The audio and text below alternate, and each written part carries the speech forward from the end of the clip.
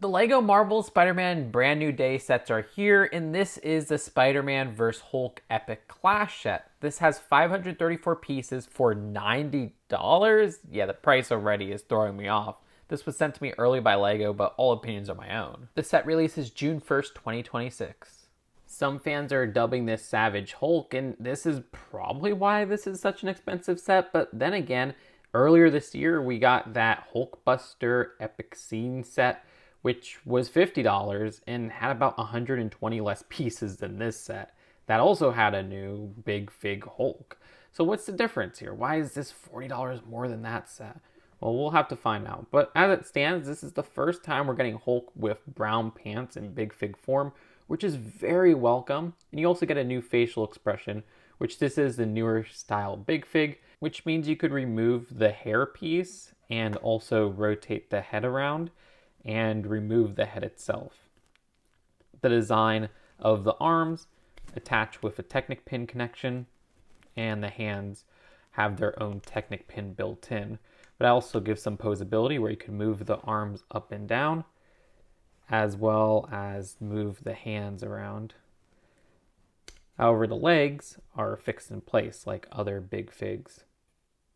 And there's no toe printing like some Big Figs had back in the day. There's also those 4 studs at the back, which is another thing about these newer Big Figs. Even within the MCU sets, we get tons of new variants of characters we've gotten before. However, this is the first Boomerang we've ever gotten in physical LEGO minifigure form. Living up to the name, he has 2 boomerangs attached at the back, which attach with that clear neck connection that we've seen with so many other figures. And he's holding a boomerang. The design has some great torso and even leg printing, which unfortunately has become a rarity for the LEGO Marvel theme nowadays. So I'm glad that they print all the way down to the feet right there. The face print is new as well. And notice some back head printing as well as some back torso printing. This wave of sets introduces Tarantula to the world of LEGO Marvel, but this is not an exclusive character to this set. They also appear in the smaller set that's $50. The design here has some nice printing, not only at the back of the minifigure where you could see even up to the head print right there, but all the way down to the legs once again. Good, normalized leg printing in modern LEGO Marvel sets, dang it. All the way down to the feet right there. They're not dual molded legs, but that doesn't look too bad with the red at the front. I do wonder though if that is missing some red at the side there. I guess we'll have to wait till the final movie designs. With that wrap neck attachment removed, you could see the full face printing there. This set introduces our first MCU Scorpion design, which I really like how they build up the scorpion tail this time around. I mean, we've gotten comic versions before, but this time they used this interesting backpack piece, which we've seen in the LEGO Star Wars theme before. It's actually the only time we're getting this piece in the screen coloring, so that's much appreciated. It's a pretty dang useful piece if you ask me. With that stud right there, they have a little build attached at the back, which has different points of articulation, where you can see there's these clip connections, one right here, one right here, one right here. And so you get some nice movement with the scorpion tail at the back. And again, the level of detail with these minifigures are a step above recent Marvel releases. There's printing on the torso, the legs, and the face that are all new and exclusive to this set. I love the face print. I mean, this is played by the person who plays Nacho in Better Call Saul, so that's really cool for just using that for that show. And then at the back, you could see some back torso printing. There's a completely new Spider-Man minifigure, though this is a minifigure that comes in the 2 other sets for Brand New Day. Another one that's $90, which is the buildable figure, and the $50 truck set. The design here is interesting because, well, we have dual molded legs, but then again, most MCU Spider-Man minifigures, if not all of them, have dual molded legs. Glad LEGO kept that consistent as opposed to the comic variants of Spider-Man. And like the comic variants, there's arm printing, which looks great. You can see that on both sides. You can see there's some interesting shading on the torso here, especially with this blue, which is pretty cool looking. I think that looks pretty good. And the design of the spider logo in the middle works.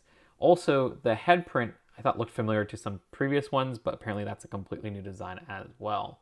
You can see there's some printing at the back of the head and at the back of the torso. It's kind of funny that there's a no-name hot dog vendor in this set. She even gets like a little call out on the front box as if she's a hero. You know what? She is a hero. Hot dogs rule. The design here has no exclusive prints. There is a torso print that is fairly uncommon. I think this was used in a Build a Minifigure assortment at Lego stores recently. It is a cool print. I like seeing the satchel on there. I love the purple sweater. You can see the back printing. Hair piece is from Lego Friends, which I love the sculpt of this piece, even down to like the side right here. Since it's a Lego Friends hair piece, you do have like a little accessory hole at the top.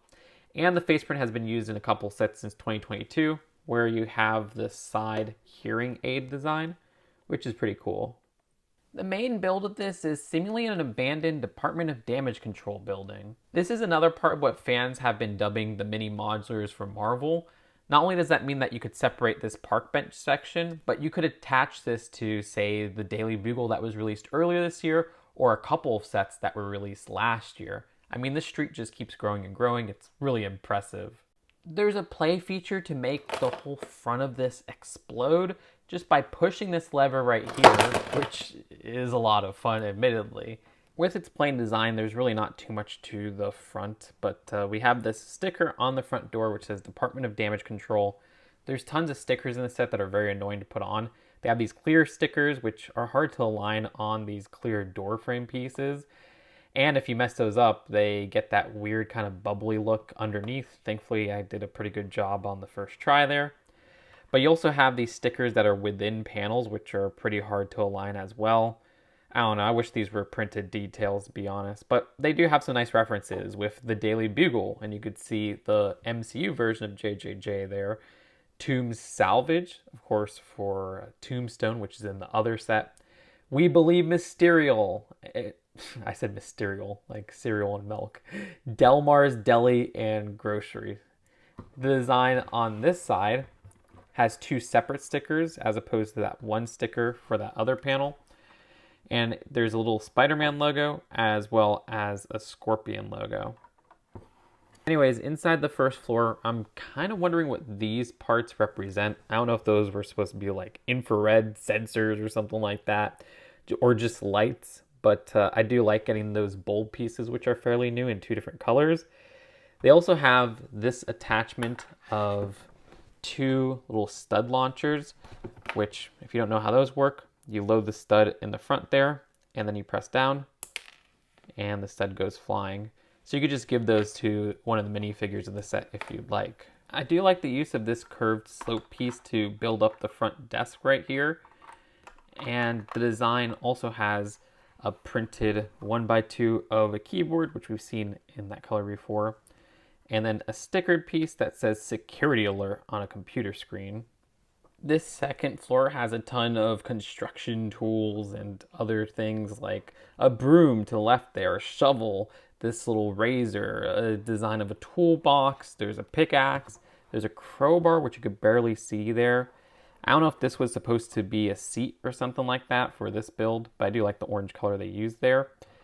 And then there's a little paint brush, which you can see they painted a little bit of this wall right here. And this is the whole floor where Hulk is meant to be placed so that you could emulate that smashing little play feature, which, you know what, we're going to do it one more time. Oh no, Hulk fell with that.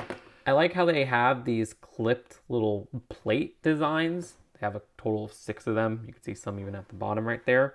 And it gives the illusion that, yeah, this is a broken up building. Those are like the frames and wires building up this whole broken section. So that is actually pretty clever if you ask me. But yeah, there's not much of a 4th floor going on there.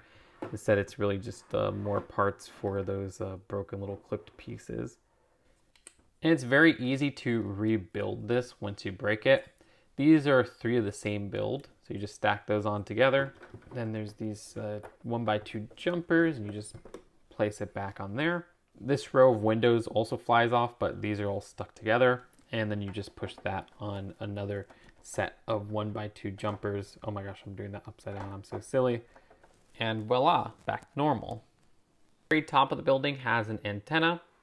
And on the base there's actually a little sticker that says Boomerang.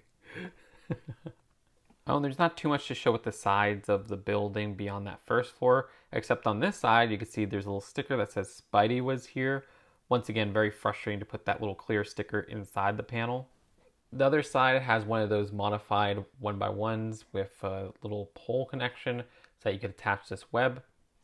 And then at the second panel to the bottom, there's a little spider on there. Honestly, this little platform goes kind of hard. The park bench is simple and effective. It doesn't really remind me of any other Lego park benches because I like the use of this piece at the side. The design with the flowers at the back is pretty. And for some reason, which is awesome, they gave us this seaweed piece in brown. Yeah, it's never come in reddish brown before. That's incredibly useful. And I absolutely love how they build up the tree that way. That's a really unconventional Lego tree that looks realistic in my opinion. And of course you get 2 pigeons in this set, which is a fairly new piece. So I'm glad that you get 2 of them here. The hot dog cart is such a cute design. I mean, it does remind me of other Lego hot dog carts that we've gotten before. But I do really like the stickers on here. I know, I was complaining about stickers this whole set, but first off, these are easy to put on stickers and they don't look discolored.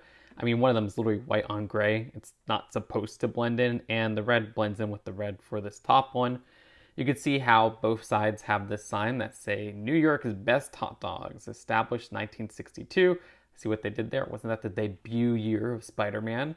And they have amazing menu, deal, and juice, my favorite soda brand.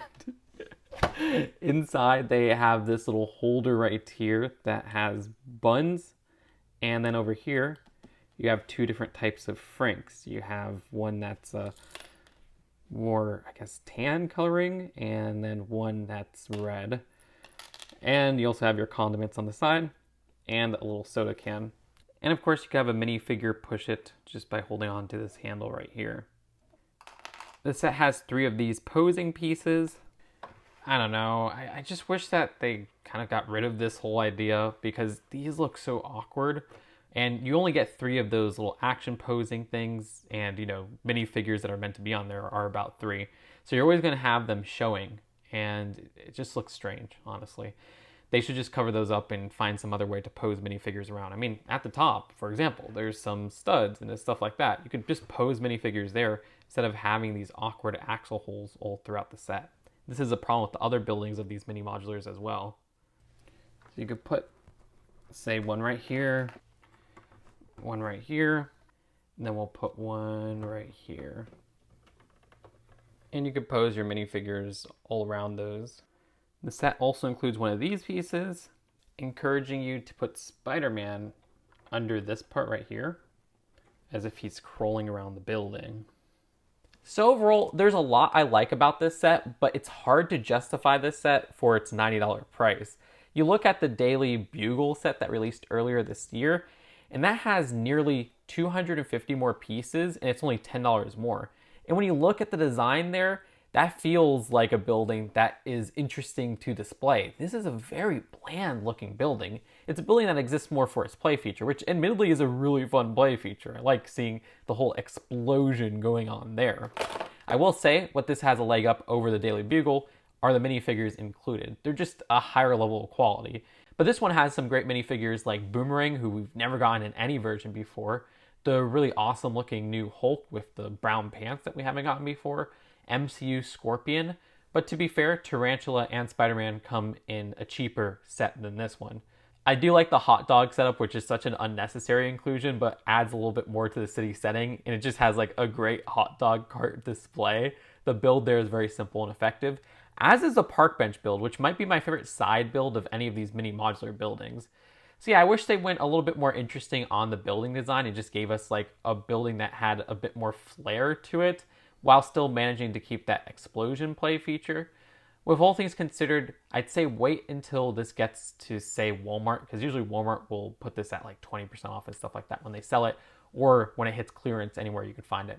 I'd give it a 6 out of 10. Let me know what you think in the comments below. Do you agree or disagree? Do you think I'm going too hard on this set, or do you think I'm going too easy on this set? Subscribe here for more new LEGO reviews of summer sets, and I'll see you later.